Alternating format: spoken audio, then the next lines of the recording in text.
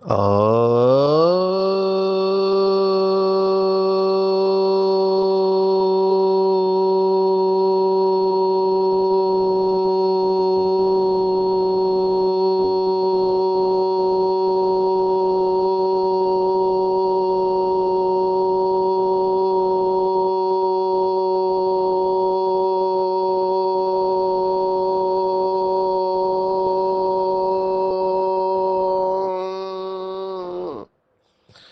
शांति।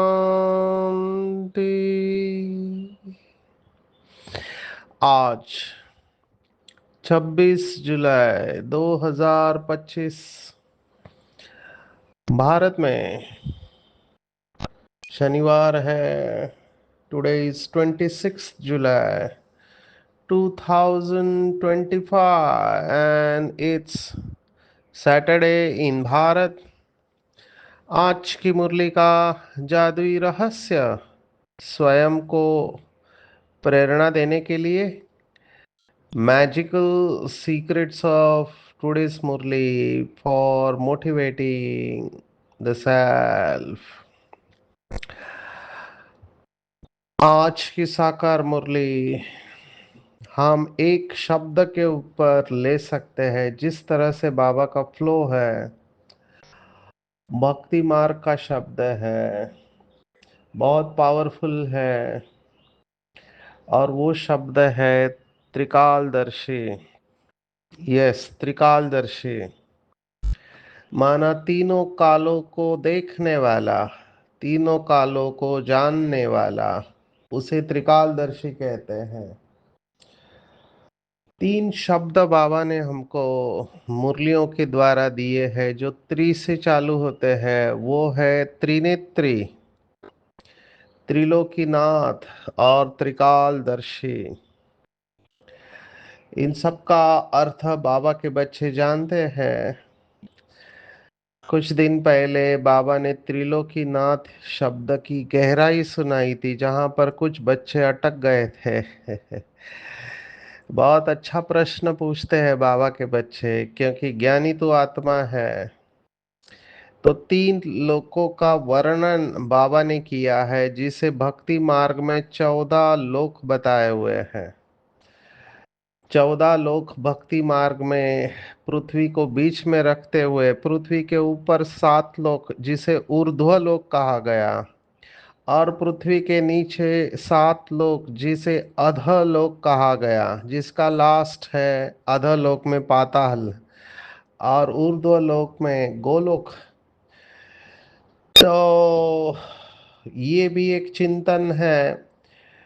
अभी जब कोई बिलीफ होता है, ये मनोविज्ञान का एक प्रिंसिपल है कि अगर आपकी मान्यता है कि इतने सारे लोग हैं, तो आप हर वक्त उसका कोई ना कोई साइंटिफिक सपोर्ट देखने की कोशिश करते रहते हैं।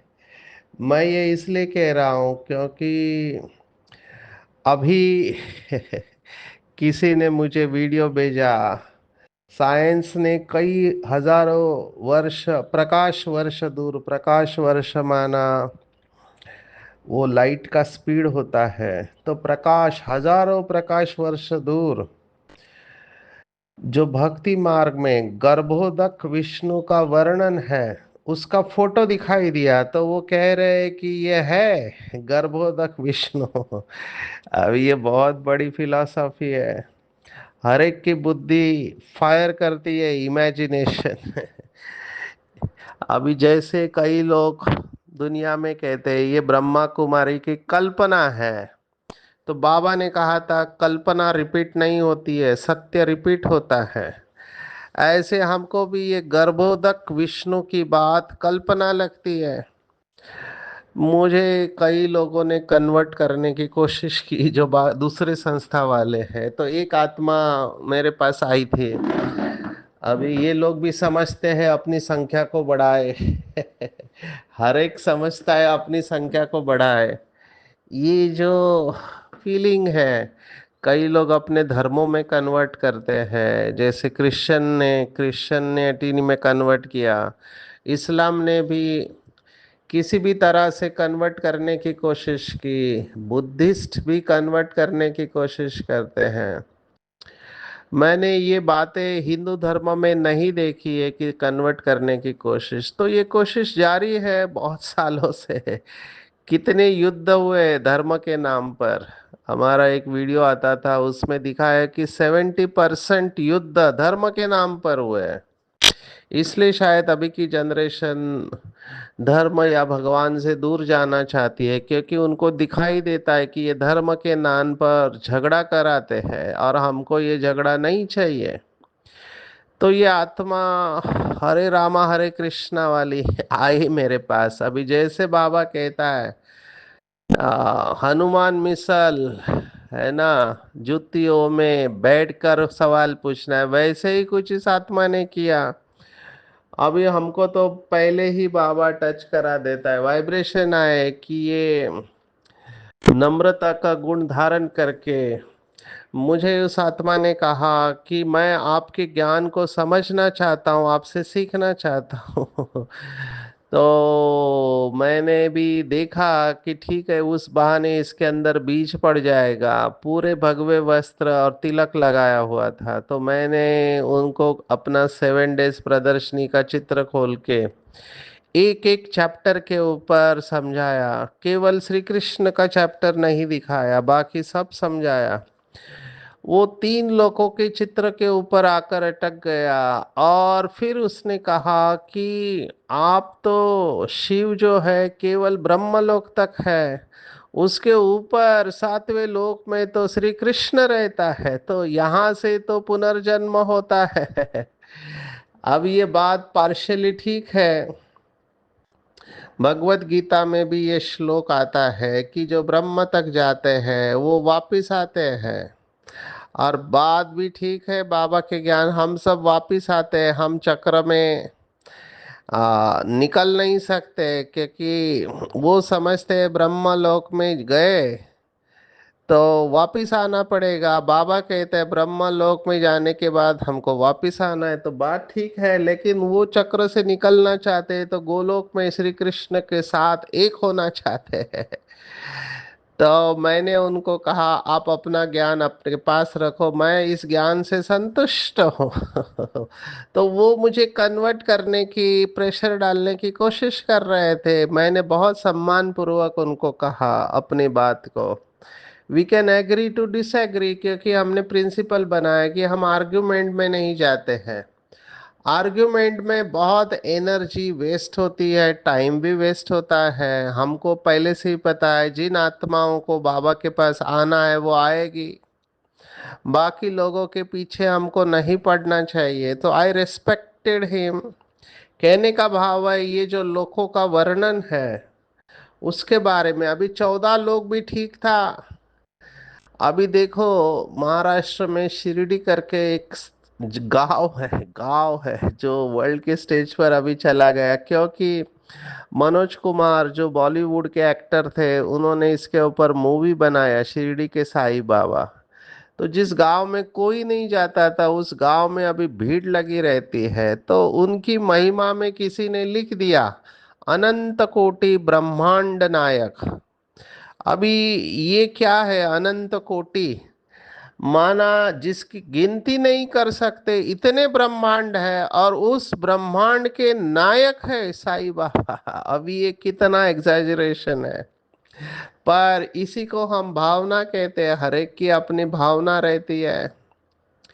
जैसे शिव बाबा की महिमा आती है कि सागर को स्याही बनाओ, जंगल को कलम बनाओ, धरती को कागज बनाओ, और स्वयं ज्ञान की देवी सरस्वती भी लिखने को बैठे तो भी शिव बाबा की महिमा पूरी नहीं हो सकती। अभी ये भी बहुत बड़ी महिमा है, क्योंकि धरती कितनी बड़ी है, इतने हजारों किलोमीटर है। और आप थोड़ा विजुअलाइज करो हमको एक किताब लिखने में कितना टाइम लगता है। अभी ये पूरा धरती का कागज, ये महिमा भी कम नहीं है, लेकिन हम तो फिर भी एक ही धरती से रिलेटेड है। वो कहते हैं अनंत कोटि ब्रह्मांड नायक, ऐसे अनंत कोटि ब्रह्मांड है जिसकी आप गिनती नहीं कर सकते, उसके भी नायक है। तो ये कैसे महिमा है? इसलिए लोग इन बातों को स्वीकार नहीं करते। जो तर्क वाले हैं वो कहते कि आप बहुत सारी बड़ी बड़ी बातें करते हो जिसका कोई लॉजिकल प्रूफ नहीं है। त्रिकालदर्शी पॉइंट बहुत इंपॉर्टेंट है मेरे हिसाब से। ये थोड़ा बैकग्राउंड भक्ति मार्ग के थिंकिंग का आपको इसलिए बताया कि साइंस ने और भक्ति मार्ग ने भी ये आदि मध्य अंत जानने की बहुत कोशिश की है, लेकिन साइंस और इवन भक्ति मार्ग पूरी तरह से इन प्रश्नों का जवाब नहीं दे पा रहे। जैसे साइंस ने कोशिश क्या किया, ये पृथ्वी एक बिग बैंग से शुरुआत हुई। मान शुरुआत में एक धमाका हुआ कहते हैं, वो उसको बिग बैंग कहते हैं। उसके बाद सब टुकड़े हुए, उसमें से एक टुकड़ा ठंडा होके उसकी पृथ्वी हुई, वहां पर पानी था। तो फिर एक पेशी अमीबा से करते करते अभी मनुष्य बना है। तो वो इवोल्यूशन की थ्योरी और बिग बैंग की थ्योरी सुनाते हैं। अभी प्रश्न ये पड़ता है कि अगर बिग बैंग हुआ मान के चलो, तो प्रश्न तुरंत आता है कि बिग बैंग किसने किया और बिग बैंग के पहले क्या था। अभी कभी शुरुआत हुई ये, तो पृथ्वी कभी तो खत्म हो जाएगी, क्योंकि ये बहुत लॉजिकल है। तो वो कहते हैं इतने बिलियंस के बाद ये खत्म हो जाएगी। मुझे एग्जैक्ट नंबर नहीं पता, लेकिन अगर खत्म हो जाएंगी तो उसके बाद क्या? तो जब हम शुरुआत और अंत की बात करते हैं, तो उसके पहले और उसके बाद में इन प्रश्नों का कोई जवाब नहीं है।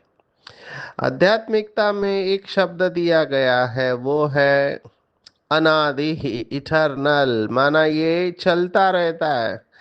आज बाबा ने कहा ड्रामा शब्द बी के इस्तेमाल करते, लौकिक वाले ड्रामा शब्द इस्तेमाल नहीं करते। लेकिन ये साइक्लिकल नेचर जो है, ये शास्त्रों ने स्वीकार किया है कि ये चक्र चलता रहता है। लेकिन एक ही फर्क है शास्त्रों के ज्ञान में और बाबा के ज्ञान में।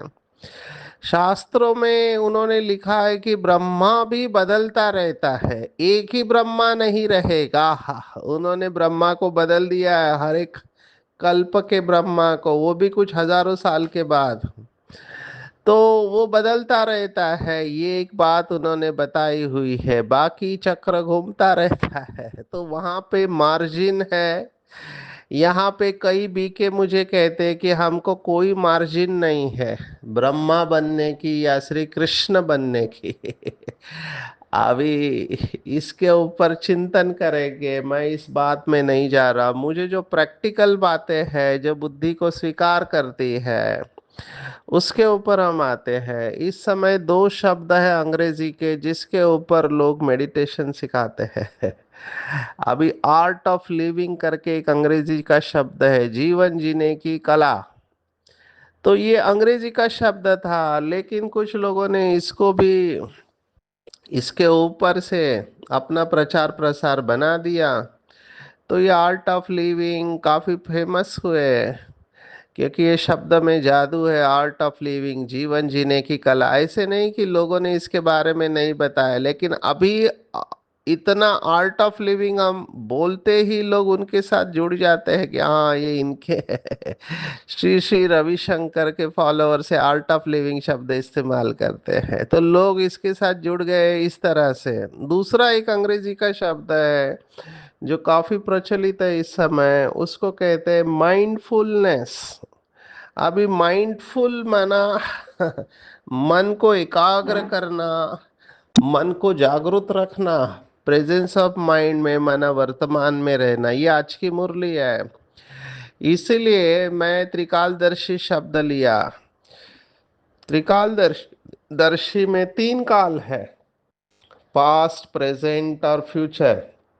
बाबा ने आज कहा है कि बाप तुम्हें पास्ट, प्रेजेंट और फ्यूचर का ज्ञान देकर त्रिकालदर्शी बना रहे हैं। तो त्रिनेत्री, त्रिलोकीनाथ और त्रिकालदर्शी, ये तीन शब्द बहुत इंपॉर्टेंट है। त्रिलोकीनाथ का स्पष्टीकरण बाबा ने दिया कि त्रिलोकीनाथ वास्तविक में कोई हो ही नहीं सकता। वो लोग श्री कृष्ण को त्रिलोकीनाथ कहते हैं, पर श्री कृष्ण तो स्वर्ग का मालिक बन जाता है। वो परम धाम का मालिक नहीं है, ना सूक्ष्म वतन का है। शिव बाबा भी परम धाम का मालिक है।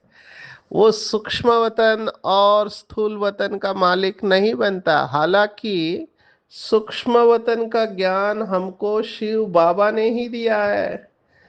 शिव बाबा ने एक मुरली में कहा था कि मैं संगम युग पर सूक्ष्म वतन की रचना रचता हूँ।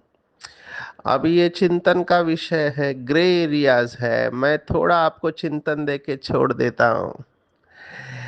सृष्टि का नियम जो है, इटरनल लॉज है, उसमें एक नियम है कि हर चीज पहले सूक्ष्म में तैयार होती है, फिर स्थूल में आती है। ये इनफैक्ट भगवत गीता का श्लोक हमने कई बार देखा है। दूसरे अध्याय का 28वां श्लोक, 28 वर्ष, अव्यक्तादीनि भूतानि व्यक्त मध्यानि भारता, अव्यक्त निधनान्यव तत्र का परिदेवना। माना हर चीज अव्यक्त में होती है, फिर व्यक्त में आती है, फिर अव्यक्त हो जाती है। तो सूक्ष्म वतन जरूरी है, क्योंकि स्थूल वतन में जो कुछ भी होता है वो सूक्ष्म वतन में होना चाहिए, पर वो सटल फॉर्म में होना चाहिए। और ये मुझे बहुत लॉजिकल लगता है जब बाबा कहता है कि मैं बच्चों का टीवी देखता रहता हूँ, मेरे सामने बहुत बड़ा टीवी है और मैं एक सेकंड में सभी का आदि मध्य अंत देख लेता हूँ। ये तभी पॉसिबल है जब सूक्ष्म वतन है, या बाबा की कुछ ऐसी शक्तियां हैं जिसके द्वारा, आप सोचो 823 करोड़ आत्माएं हैं, बाबा चाहे तो सेकंड में सबका देख सकता है, लेकिन बाबा ने कहा मैं ये सब काम नहीं करता हूँ, ये सब ऑटोमेटिकली होता है। यहाँ पर ही आज की मुरली आती है और यहाँ पर ही बहुत बाबा के बच्चे अटके हुए हैं। बाबा ने ये जो शब्द दिया है ड्रामा के बारे में कि ये एक्यूरेट, हूबहू रिपीट होता है, इसको कई लोग स्वीकार करना कई लोगों को मुश्किल लगता है।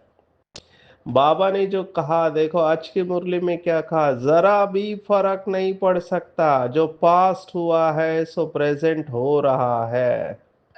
पास्ट प्रेजेंट फ्यूचर को जानना, उनको ही त्रिकालदर्शी कहा जाता है। यह याद रखना पड़े, यह बड़ी मेहनत की बातें हैं, घड़ी घड़ी भूल जाते हैं। नहीं तो तुम बच्चों को कितना अतीन्द्रिय सुख रहना चाहिए। देखो बाबा की कह रहा है कि पास्ट प्रेजेंट और फ्यूचर को जानने से तुमको अतीन्द्रिय सुख, अतीन्द्रिय सुख रहना चाहिए। तो अगर एक्यूरेट है, कल्याणकारी है, हूबहू रिपीट हो रहा है, ये जानने से हमको अतीन्द्रिय सुख क्यों नहीं अनुभव होता है? क्योंकि बाबा के बच्चे उन बातों को याद करते हैं जिसमें माया से वो हार खाए हुए रहते हैं।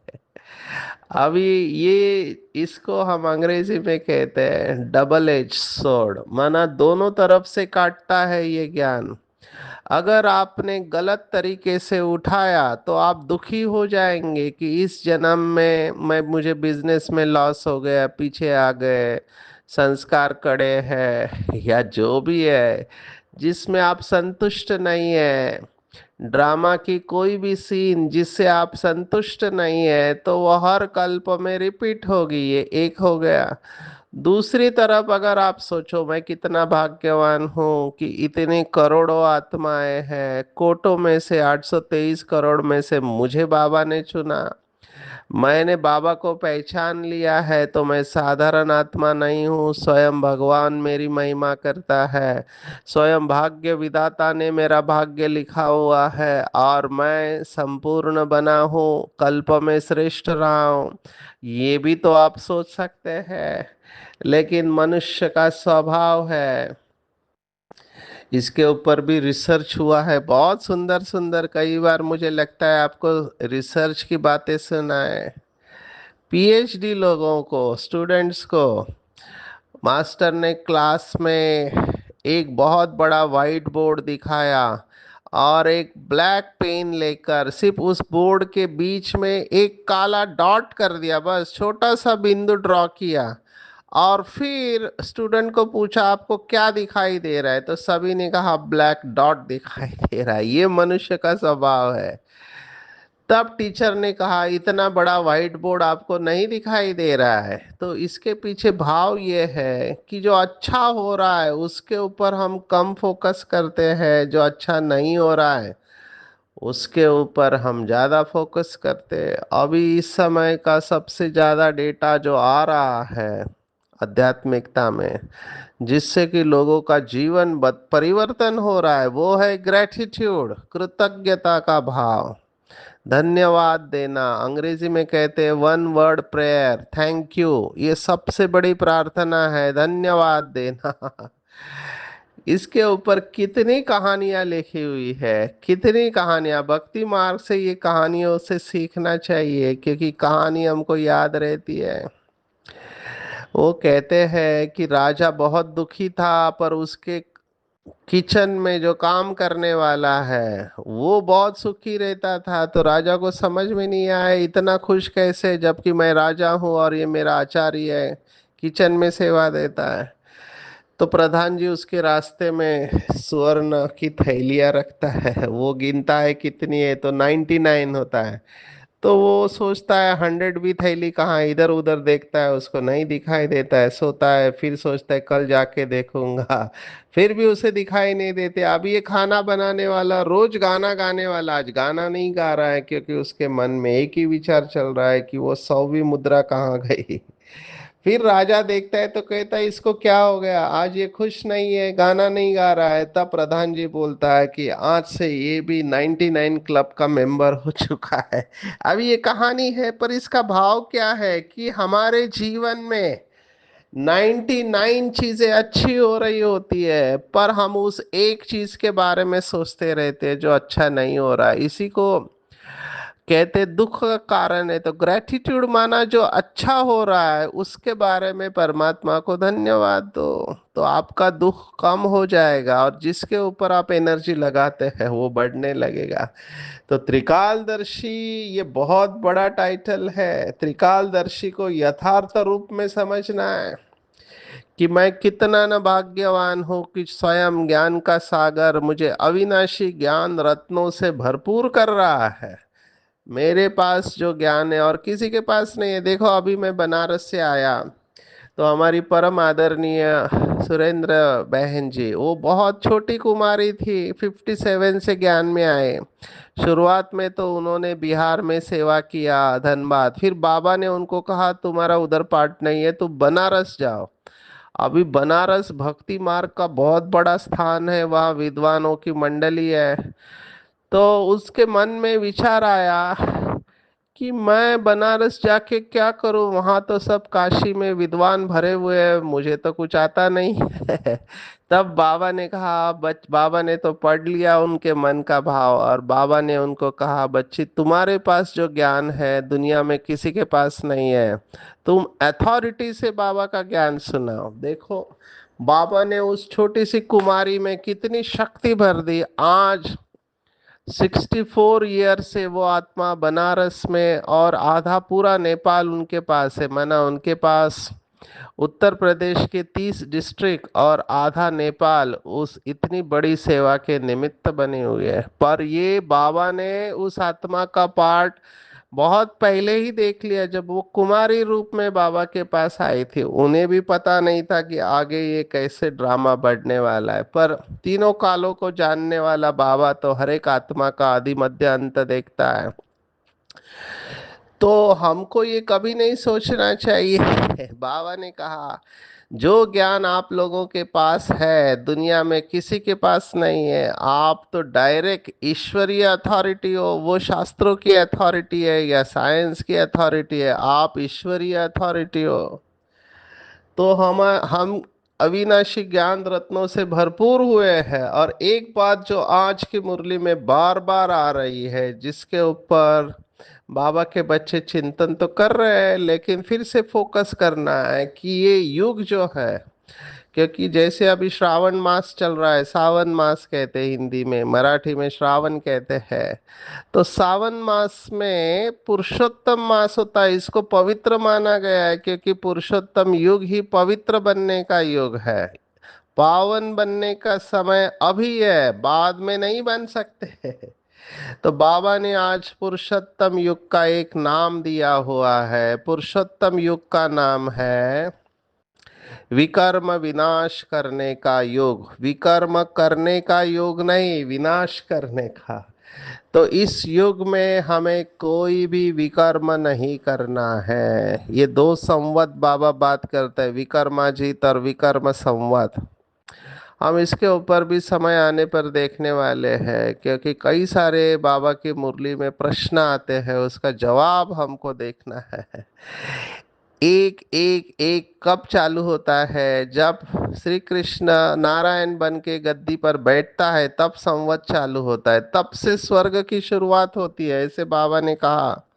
तो उसके पहले क्या स्वर्ग नहीं था? जब श्री कृष्ण छोटा है तो क्या वो स्वर्ग नहीं था?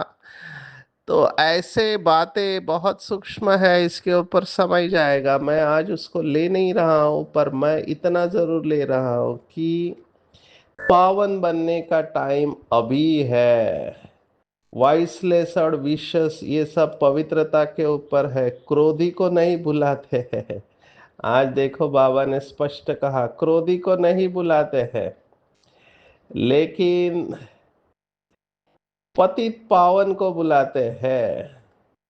क्रोध को निकालने के लिए नहीं, पतित ही बुलाते हैं, आकर पावन बुलाओ, क्रोधी नहीं बुलाते हैं।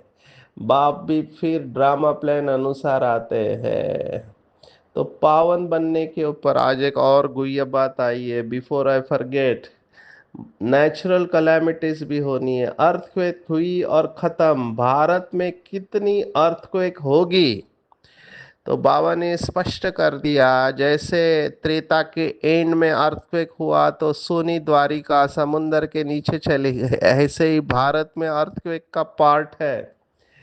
तो ये पहले से ही क्लियर है कि भारत में बाढ़, अर्थक्वेक, ये सब नेचुरल कैलामिटीज आएंगे। विशेष देवियों को भी आज बाबा ने याद किया, महालक्ष्मी को याद किया। बाबा बच्चों को इतना श्रेष्ठ बनाते, बाप तुम बच्चों का कितना प्रभाव बढ़ाते हैं। देवियां 21 जन्म के लिए सबकी मनोकामनाएं पूर्ण करती है। ये संगम युग पर बाबा के बहनों ने किया हुआ है, जो भक्ति मार्ग में याद करते हैं। बाबा ने कहा, जिनको पुरुषोत्तम संगम युग की स्मृति रहती है, वह ज्ञान रत्नों का दान किए बगैर रह नहीं सकते हैं। जैसे इस मास में दान करते हैं, तो ये ज्ञान रत्नों की बात है। तो बाबा का कोई भी बच्चा जिसको संगम युग की स्मृति है, वो दान किए बगैर रह नहीं सकते। बहुत अच्छी बात मुझे आज लगी कि अगर समझो पुरुषार्थ करते करते फेल हो पड़ते हैं, तो बाप सावधानी देंगे, फिर से खड़े हो जाओ, दवाई कर लो, सर्जन बैठा है। तो कभी भी फेलियर हो बैठ नहीं जाना है। कुछ दिन पहले कहा था, दिल शिकस्त नहीं बैठना है। तो फेलियर आता है, बैठ नहीं जाना है। बाबा ने कहा, 5 मंजिल से गिरना और 2 मंजिल से गिरने का फर्क है। तो डरना नहीं है, ये होगा, क्योंकि माया छोड़ेगी नहीं है। 8 घंटा बाबा ने फिर से आज कहा, याद करने का पुरुषार्थ करना है। लास्ट में कर्मातीत अवस्था होगी तो शरीर छूट जाएगा, लड़ाई चालू हो जाएगी। आज का वरदान भी अति विशेष है। अखंड, अखंडानंद, ये नाम रखते हैं भक्ति मार्ग में कई साधुओं का। बाबा ने कहा इसका आधार है अखंड स्वरूप, तो आप हो। आनंद में अखंड, सुख में अखंड। केवल संग दोष में नहीं आना है, अवगुणों को नहीं देखना है। तो अखंड योगी बन जाएंगे। जो अखंड योगी रहते हैं वही अखंड पूज्य बनते हैं। तो अखंड शब्द के ऊपर आज चिंतन करेंगे कि मैं अखंड योगी हूँ, तो अखंड पूज्य बनूंगी। इसके लिए साइलेंस में रहकर दिव्य बुद्धि का जो वरदान बाबा ने दिया है, उसको यथार्थ रूप से यूज करना है। संकल्प शक्ति की पॉइंट, दो शब्द बाबा ने मुरली में कहा था। एक मुरली में हेड और हैंडल। हैंडल का काम है हैंडल करना, हेड बनने की कोशिश नहीं करना। तो हम सब शिव बाबा के हैंडल है। लेकिन आज की मुरली में आया है, जो अपने सूक्ष्म शक्तियों को हैंडल कर सकता है वो दूसरों को भी हैंडल कर सकता है। इसी को कहते हैं, जो स्वराज्य अधिकारी है, स्व के ऊपर कंट्रोलिंग और रूलिंग पावर है, वही दूसरों को भी हैंडल कर सकता है। चाहे अज्ञानी चाहे ब्राह्मण परिवार, ये दोनों में अगर आपकी हैंडलिंग पावर आ गई तो आप सफल हो जाएंगे। आज की पूरी मुरली में टेक होम है कि मैं आत्मा त्रिनेत्री त्रिकालदर्शी त्रिलोकी नाथ हूँ। पुरुषोत्तम संगम युग है, दान करने का युग है, तो अविनाशी ज्ञान रत्नों का दान करना है। अखंड योगी है हम, अखंड योगी सो अखंड पूज्य आत्मा है। दिव्य बुद्धि का वरदान हर बाबा के बच्चे को जन्म से ही प्राप्त है। तो दिव्य बुद्धि द्वारा साइलेंस की शक्ति को बढ़ाना है। 8 घंटा बाबा को याद करना है, जिससे निरंतर याद की तरफ चले जाए। कभी भी रुकावट आए तो बाप को समाचार देकर श्रीमत लेनी है। सर्जन को सब कुछ सच सच सुनाना है। विकर्म विनाश करने का युग है, तो विकर्म करने का प्रश्न नहीं आता है। और सूक्ष्म शक्तियों को हैंडल जो कर पाएगा वही दूसरों को भी हैंडल कर पाएगा। और दोनों में माना लौकिक और अलौकिक में सफलता प्राप्त करेगा। अच्छा, ओम शांति।